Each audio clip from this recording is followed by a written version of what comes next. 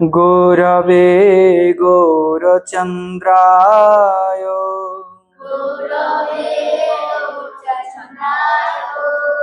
राधिकायै तदालये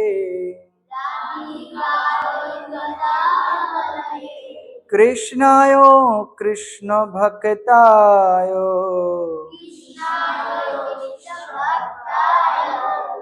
तद्भक्ताय नमो नमो।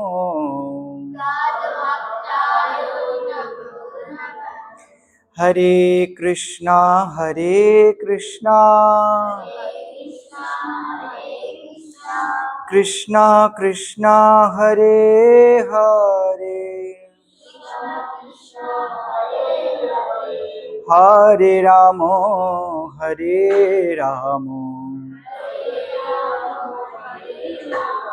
राम राम हरे हरे।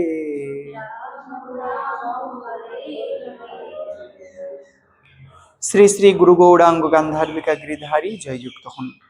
আমাদের গীতা শিক্ষা ক্লাসের প্রথম পর্বে আমরা 10টি প্রশ্নের আলোকে এই উত্তরগুলো জানব, তারপরে মূল গীতার শ্লোকে প্রবেশ করব।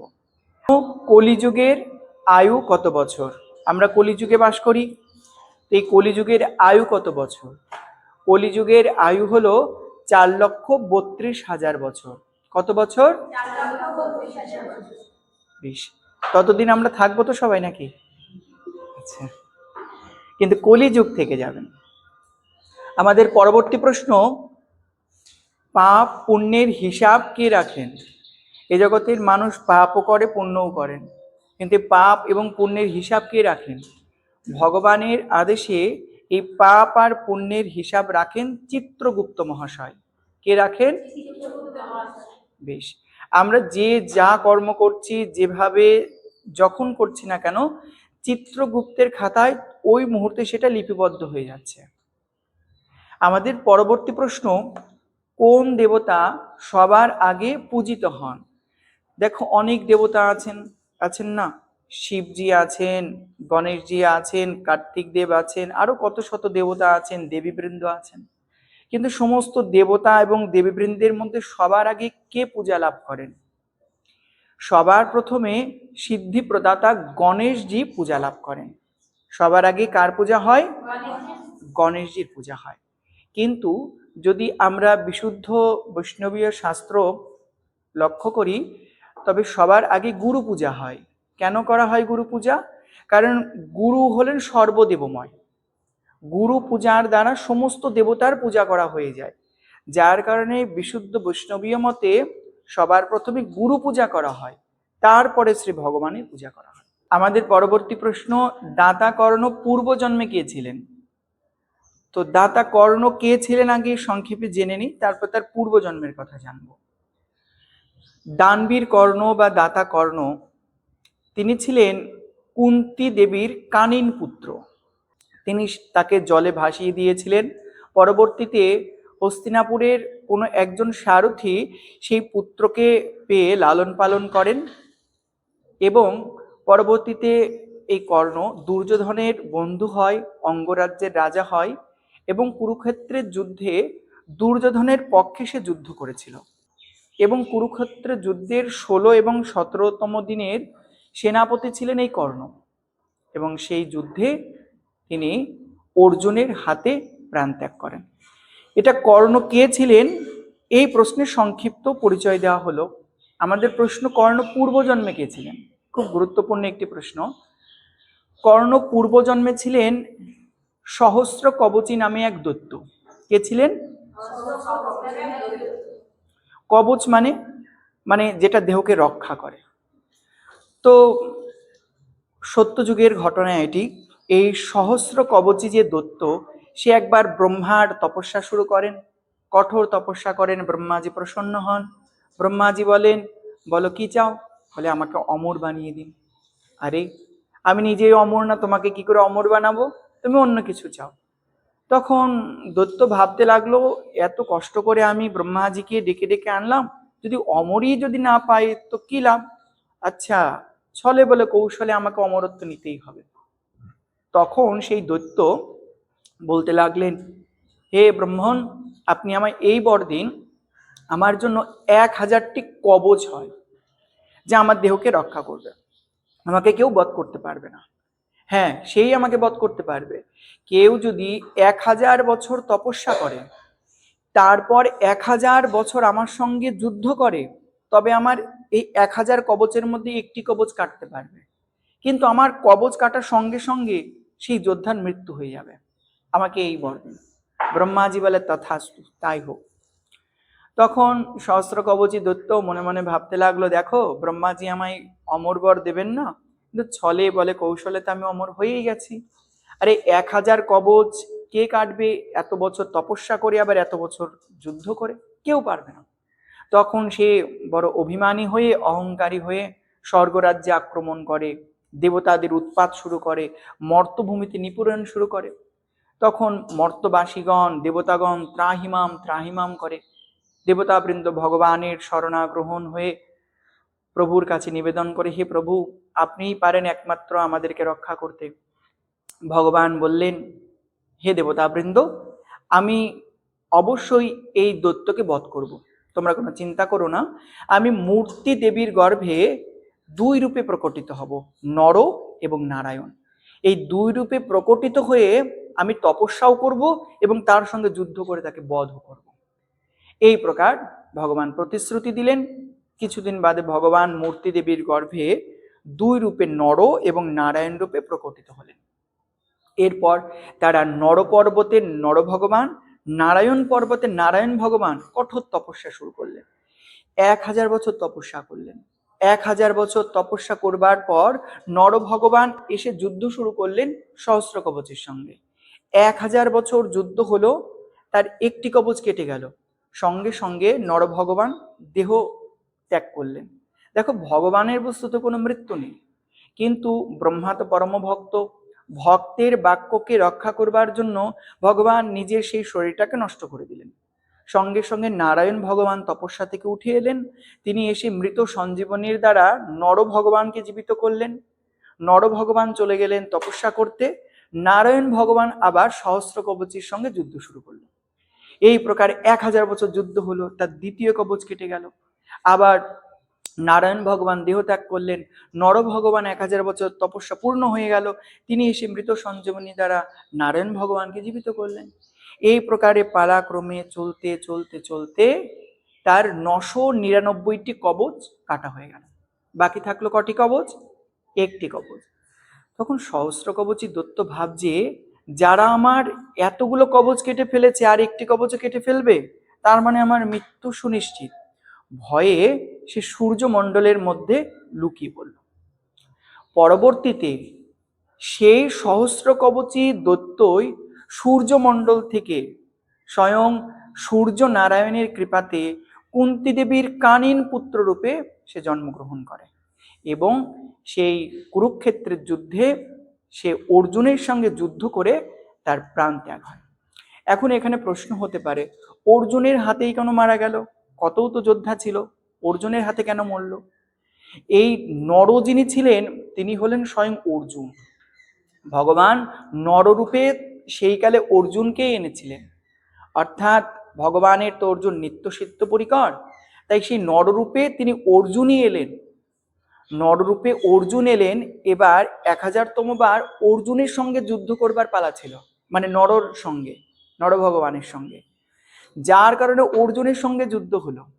আরেকটি প্রশ্ন হতে পারে, 1000 বছর যুদ্ধ করেই তো তার প্রাণ ত্যাগ করার কথা ছিল, তো দেখা যাচ্ছে 16 আর 17তম কুরুক্ষেত্রের যুদ্ধেই তার প্রাণ চলে গেল। কারণ কি? এর কারণ হলো যুগ যেমন পাল্টে গেছে, সামর্থ্যও কমে গেছে, যার কারণে সে দাপর যুগে অল্প যুদ্ধের দ্বারাই তার সেই পাপটা উপস্থিত হলো এবং অর্জুনের হাতে অর্থাৎ নরের হাতে তার মৃত্যু হয়ে গেল। তাহলে আমরা জানলাম এই দাতা কর্ণ তিনি পূর্বজন্মে কে ছিলেন? সহস্র কবচী দৈত্য ছিলেন। এর পরবর্তী প্রশ্নে আমরা চলে যাব। আমাদের পরবর্তী প্রশ্ন, কর্মের ফল সবাইকেই ভোগ করতে হয়। কর্মের ফল সকলকে ভোগ করতে হয়। আচ্ছা, কথাটা কি সত্যি? কি বলো তোমরা? কথা সত্যি? কর্মের ফল সবাই ভোগ করবে? আচ্ছা, চলো আজ আমরা একটি সুন্দর দৃষ্টান্তের দ্বারা এটা শিক্ষা লাভ করি। গৌতমী নামে এক তপস্বিনী ছিলেন। সেই গৌতমী দেবীর একটি পুত্র ছিল, বাচ্চা, খুব সুন্দর সেই পুত্রটি। একদিন তার পুত্র জঙ্গলের মধ্যে খেলা করছিল, কিন্তু হঠাৎ এক বিষধর সর্প এসে সেই পুত্রকে দংশন করে, যার ফলে তার প্রাণ চলে যায়। তো জঙ্গলে অনেক বনবাসী থাকেন না, সাঁওতাল, কোল, ভিল ইত্যাদি। তো এই প্রকার বনবাসী কিছু ব্যক্তি জঙ্গলের ভেতর দিয়ে চলতে চলতে তারা দেখলেন যে গৌতমী দেবীর পুত্র বিষাক্ত সাপের দংশনে মৃত হয়ে পড়ে আছে। আরে গৌতমী দেবীকে তো সকলেই চেনে। সঙ্গে সঙ্গে কোলে করে গৌতমী দেবীর কাছে নিয়ে উপস্থিত করে। দেবী দেখলেন, দেবী প্রচন্ড দুঃখ পেলেন। একমাত্র যার পুত্র, সেও চলে গেল। কিন্তু তিনিও বড় তপস্বিনী ছিলেন, তারও অনেক মন্ত্র শক্তি ছিল। সঙ্গে সঙ্গে তিনি তার মন্ত্র শক্তির দ্বারা তিনি যে সাপ কেটেছে তাকে আকর্ষণ করতে লাগলেন। মন্ত্রের এমন প্রভাব, সেই মন্ত্রের প্রভাবে সেই সর্প এসে উপস্থিত হলো। আর সাপ তো ভয়ে কাঁপছে। সাপকে জিজ্ঞাসা করছে, আরে সর্প, তুমি কেন আমার পুত্রকে হত্যা করেছো? সাপ ভয়ে কাঁপছে আর বলছে, হে দেবী, আমি কেন আপনার পুত্রকে হত্যা করতে যাব? আরে স্বয়ং তো মৃত্যু আমাকে আদেশ করেছে, যার কারণে আমি তাকে দংশন করতে বাধ্য হয়েছি। আচ্ছা, মৃত্যু তাহলে আমার সন্তানকে কেড়ে নিয়েছে আমার থেকে? সঙ্গে সঙ্গে তিনি মন্ত্রের দ্বারা মৃত্যুকে আকর্ষণ করতে লাগলেন। মৃত্যু এসে হাজির হলো। মৃত্যু বলছে, দেবী, আমার কি দোষ? কাল আমাকে নিয়োগ করেছে এ কাজে, যার কারণে আমি এমন করতে বাধ্য হয়েছি। তো আমাকে বলে কি লাভ, কালকে বলুন। সঙ্গে সঙ্গে মন্ত্রের দ্বারা কালকে আকর্ষণ করেছে। কাল এসে উপস্থিত হয়েছে। কাল এসে উপস্থিত হয়ে বলছে, দেবী, আমার কোনো দোষ নেই। দেখো, কোন সময়ে কোন মুহূর্তে কিভাবে কার মৃত্যু হবে, কিভাবে কার জন্ম হবে, এ তার পূর্বজন্মের কর্মই নির্ধারণ করে দেয়। হে দেবী, তোমার এই পুত্রের পূর্বজন্মের এমন গর্হিত কর্ম ছিল, যার কারণে ওই সময়ে সর্প দংশনেই তার মৃত্যুযোগ লেখা ছিল। অতএব না তো আমি কাল আমার দোষ, না তো মৃত্যুর দোষ, না তো সর্পের দোষ, দোষ তো তার কর্মের। অর্থাৎ সে পূর্বজন্মে এমন গর্হিত কর্ম করেছিল, যার কারণে তাকে সর্প দংশনে মৃত্যুর মুখে পতিত হতে হলো। এর থেকে আমরা কি শিক্ষা লাভ করি?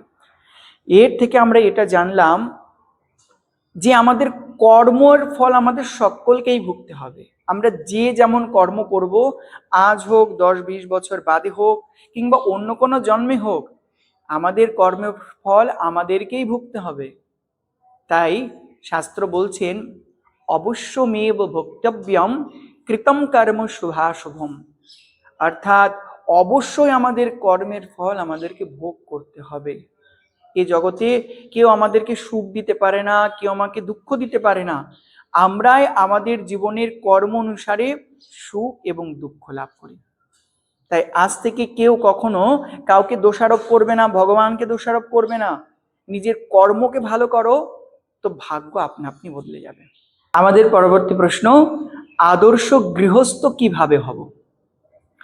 দেখো, আচার্যগণের মুখে হরিকথাতে শ্রবণ করেছি, তারা বলে থাকেন, গৃহে থাকিয়া যদি ভাবের উদয় হয়, পরম বৈষ্ণব তাহা জানিও নিশ্চয়।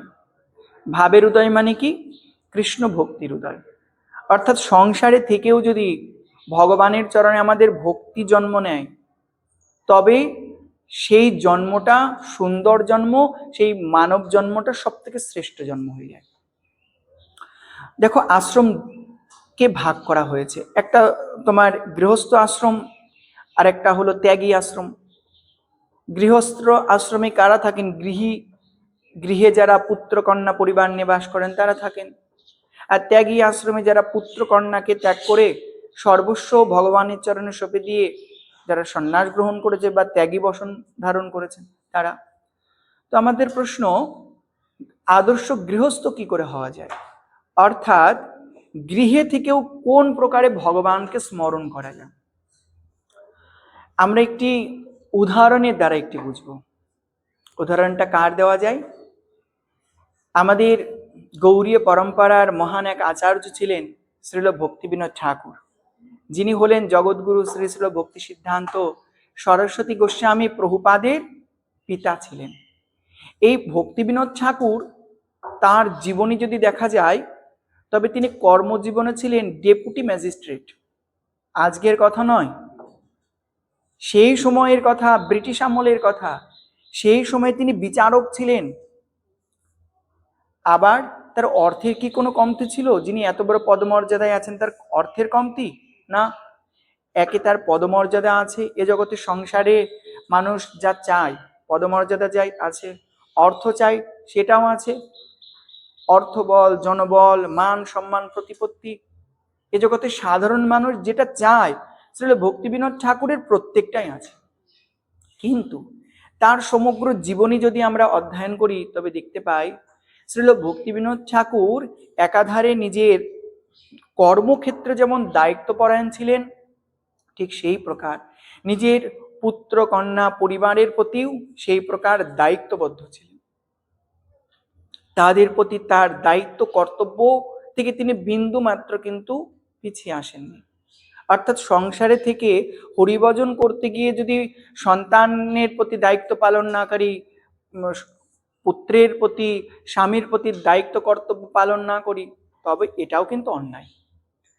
তো ভক্তিবিনোদ ঠাকুরের জীবনেতে দেখা যায় পুত্র কন্যার প্রতি, পরিবারের প্রতি সম্পূর্ণ দায়িত্ব তিনি পালন করেন। আবার কি করেন তিনি? আবার তিনি জগন্নাথ মন্দিরে পুরীধামে তিনি প্রত্যহ তিনি হরিকথা বলতেন, শাস্ত্র অধ্যয়ন করে সবাইকে শ্রবণ করাতেন। রাতে তিনি ফিরে এসে ভোজন করে তিনি 8টার মধ্যে ঘুমিয়ে পড়তেন, আর ঠিক রাত 12টায় উঠে পড়তেন। মাত্র 4 ঘন্টা ঘুমোতেন। 12টার সময় উঠে হরিনাম আদি করতেন, গ্রন্থ রচনা করতেন, ভগবত কেন্দ্রিক জীবন যাপন করতেন। এবং যখনই সময় পেতেন হরিনাম করতেন, জপ করতেন, সাধুদের সঙ্গে হরিকথা আলোচনা করতেন এবং ভগবত কেন্দ্রিক জীবন যাপন করতেন। এর থেকে আমরা কি শিক্ষা লাভ করি? এর থেকে আমরা এটা দেখি, জগৎ সংসারে কেউ যদি রান্না করতে যায়, হয়তোবা তার আর গীতার ক্লাস করা হয় না। আবার কেউ যদি অন্য কোনো কাজ করতে যায়, তার অজুহাত চলে আসে, না না আমি এই সময় করতে পারবো না। যদি আমাদের সংকল্প যদি আমাদের দৃঢ় থাকে, তবে আমাদের বিকল্প চলে যাবে। সংকল্পকে আগে দৃঢ় করতে হবে, এটা আমাকে করতে হবেই হবে। এই প্রকার এ ভক্তিপথে এগোনোর আমাদের প্রচেষ্টা। আর এটার জন্য সংসারকে একদিকে রাখো, আর ভক্তি পথের এটাই আমাদের মূল চালিকা শক্তি। সংসারের জন্য আমরা তো কত তো ত্যাগ স্বীকার করি, কিন্তু ভক্তি পথে এগিয়ে যাবার জন্য আমরা কতটা ত্যাগ স্বীকার করি। সহজে আমরা যে বস্তু পাই, আমরা তার মূল্য দিতে পারি না, কিন্তু কষ্ট করে আমরা যে বস্তু লাভ করি তার মূল্যায়ন দিতে পারি। যার কারণে সংসারের শত বাধার মধ্যে থেকেও যদি আমরা হরিনাম করি, হরিভজন করি, সংসারের কর্তব্য পালন করি, তবে ওই যে আমরা হরিভজন করব, হরিনাম করব, ভগবান অতটুকুইতে বিশেষ কৃপা প্রদান করবেন। কারণ যারা ত্যাগী তারা সব ছেড়ে দিয়ে তো তার চরণ শরণ নিচ্ছেন, ভগবান দেখছেন। কিন্তু যারা হাড়িও মাজতে হয়, কড়াইও মাজতে হয়, বাচ্চাকে খাইয়েও দিতে হবে, টিফিনও গুছিয়ে দিতে হয় স্বামীর, ভগবান তাদের জন্য বিশেষ কৃপা করেন। আরে দেখো, এরা সবার কিছুর মধ্যে থেকে আমাকে স্মরণ করছেন, ভগবান তাদের প্রতি বিশেষ কৃপা প্রদান করেন। তাই আমাদের উচিত আদর্শ গৃহস্থ হয়ে সংসারের সমস্ত কর্মের মধ্যে শ্রীহরিকে স্মরণ করে তার সেবা করে চলা। আমাদের পরবর্তী প্রশ্ন, শ্রী জগন্নাথ দেবের স্নান যাত্রার পর গজবেশ বা হস্তিবেশ কেন ধারণ করানো হয়? এর পেছনে একটি সুন্দর একটি উপাখ্যান লুকিয়ে আছে। গণপতি ভট্ট নামে এক ভক্ত ছিলেন, যিনি শাস্ত্র অধ্যয়ন করে জেনেছিলেন যে পরব্রহ্ম ভগবান তিনি নীলাচলে আছেন। তো তিনি একবার নীলাচলে সেই পরব্রহ্মকে দর্শন করবার জন্য আসলেন, কিন্তু তার অন্তরে এই ভাবনা ছিল যিনি পরব্রহ্ম হবেন তিনি গজরূপ হবেন, মানে গণেশজির যেই রূপ এই প্রকার তার রূপ হবে।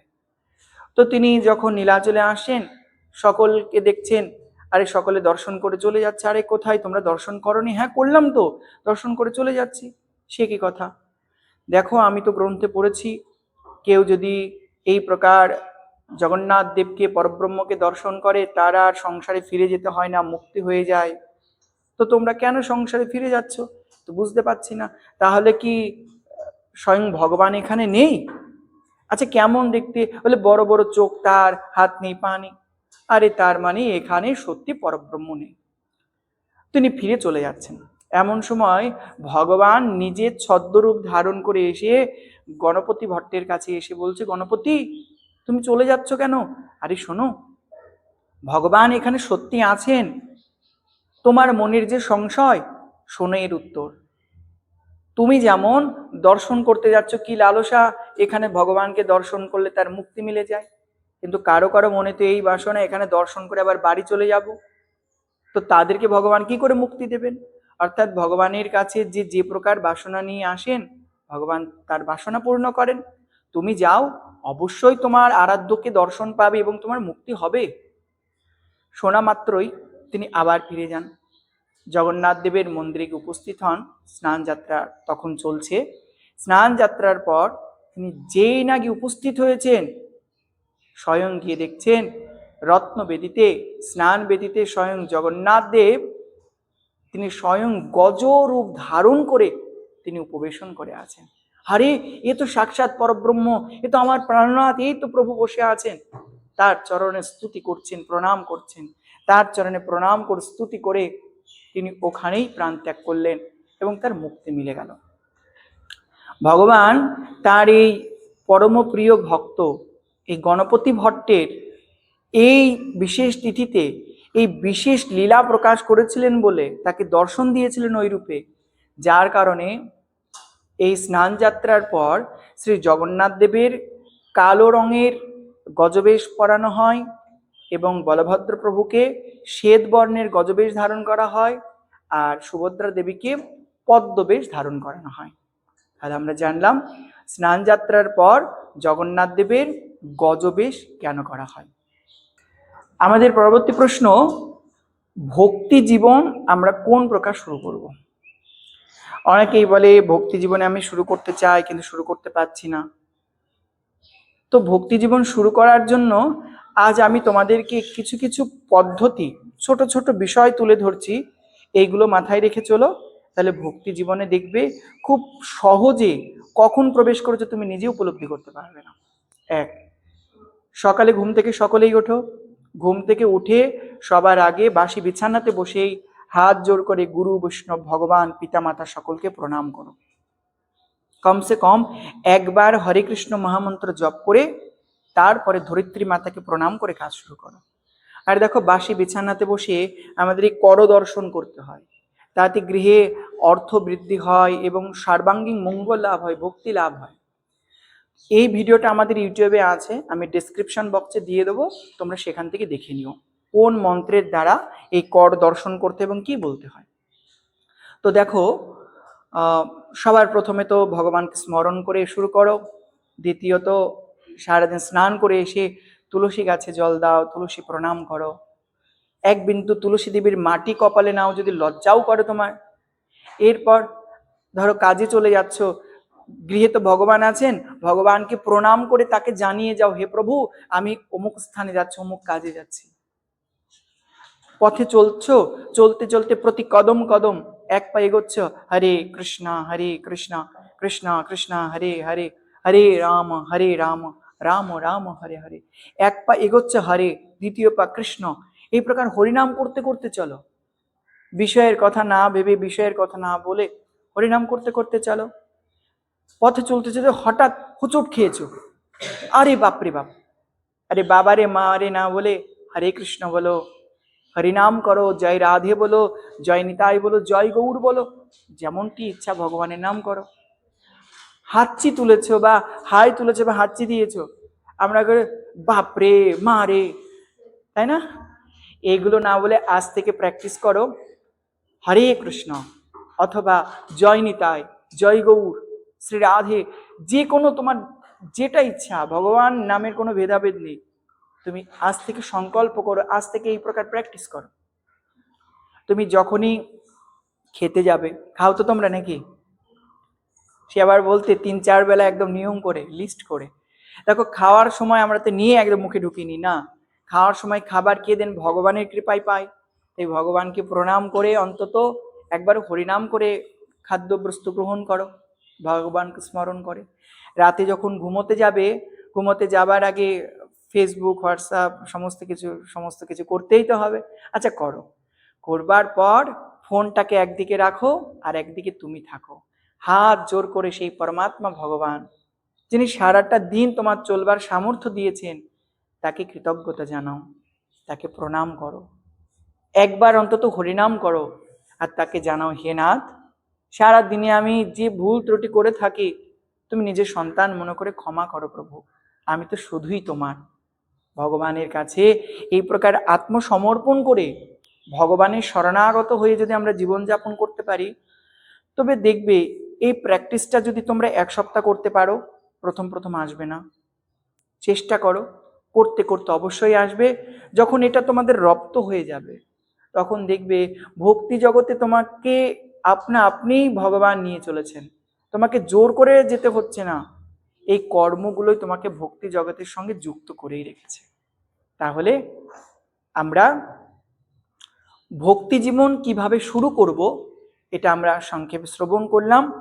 সকলের কাছে আমার এটাই একটা নিবেদন, শুনলে হবে না, আজ থেকে এই মুহূর্ত থেকে সকলে যারা ভিডিওর মাধ্যমে শ্রবণ করছে, যারা এখানে ক্লাস উপস্থিত, সকলকে বলবো তারা প্রত্যেকে আজ থেকে আভি নেই তো কভি নেই, এখন যেটা হবে না সেটা জীবনে কদাপি হবে না। তাই শুভস্য শীঘ্রম অশুভস্য কালহরণম, শুভ কাজ এই মুহূর্তে করো, আমি এই মুহূর্তে জীবনকে পাল্টাবো, এই সংকল্প নিয়ে নিজে এগিয়ে যাও। পরবর্তী প্রশ্ন, আমাদের পরবর্তী প্রশ্ন, ভগবান যা করেন মঙ্গলের জন্যই করেন। আচ্ছা এবার তোমরা বলো, ভগবান যা করেন মঙ্গলের জন্য করেন না অমঙ্গলের জন্য করেন? মঙ্গলের জন্য করেন। আচ্ছা, কারোর একমাত্র ছেলে মারা গেল, সেটা কি তার মঙ্গল হলো? কারোর স্বামী মারা গেল, এটা কি তার জীবনে মঙ্গল হলো? আমরা যদি জাগতিক দৃষ্টিতে দেখি তো এটা তো অমঙ্গল, ঘোর অমঙ্গল। কিন্তু আমরা যদি সূক্ষ্ম দৃষ্টিতে দেখতে যাই তবে এটাই মঙ্গল। এই বিষয়ে তোমাদেরকে একটা সুন্দর উপাখ্যান বলছি, খুব মন দিয়ে শ্রবণ করো, জীবন পাল্টে যাবে। বাল্যকাল থেকে ছোট্ট একটা বাচ্চা, সে হরিভক্তি পরায়ণ ছিল। ছোটবেলা থেকেই সে কীর্তন করে, সাধু সঙ্গ করে, হরিনাম করে, ভগবানের প্রসাদ গ্রহণ করে। একটু বড় হতেই সে গৃহ ত্যাগ করে, অসার সংসার ত্যাগ করে সার বস্তু গৌর গোবিন্দ চরণ পাবার জন্য সে ঘর থেকে বেরিয়ে যায়। এই প্রকার দীর্ঘকাল বনে জঙ্গলে এই প্রকার সে চলতে থাকে এবং আরাধনা তার শুরু হয়ে যায়, আরাধনা করতে লাগে, সদ্গুরুর পদাশ্রয় করে হরিভজন শুরু করে। এই প্রকার চলতে চলতে সে যৌবনে পরিণত হয়েছে।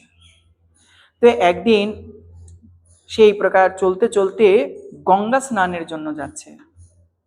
তার সঙ্গে তো সদা সর্বদা ঠাকুরজি থাকেন এবং ঠাকুরজি সেবা পূজা আরাধনা এই তার জীবনের একমাত্র ব্রত।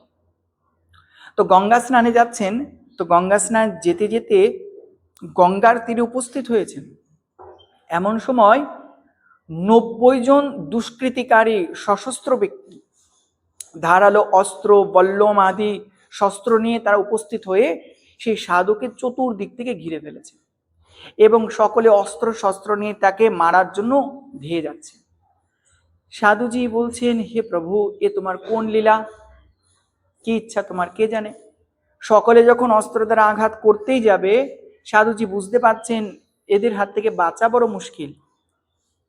তখন সাধুজি বললেন, শোনো, তোমরা কিছু সময় অপেক্ষা করো, দেখো তোমরা আমাকে মারতে চাও, মেরো, আমাকে মেরেই ফেলো তোমরা, কিন্তু তার পূর্বে আমাকে গঙ্গায় স্নান করতে দাও।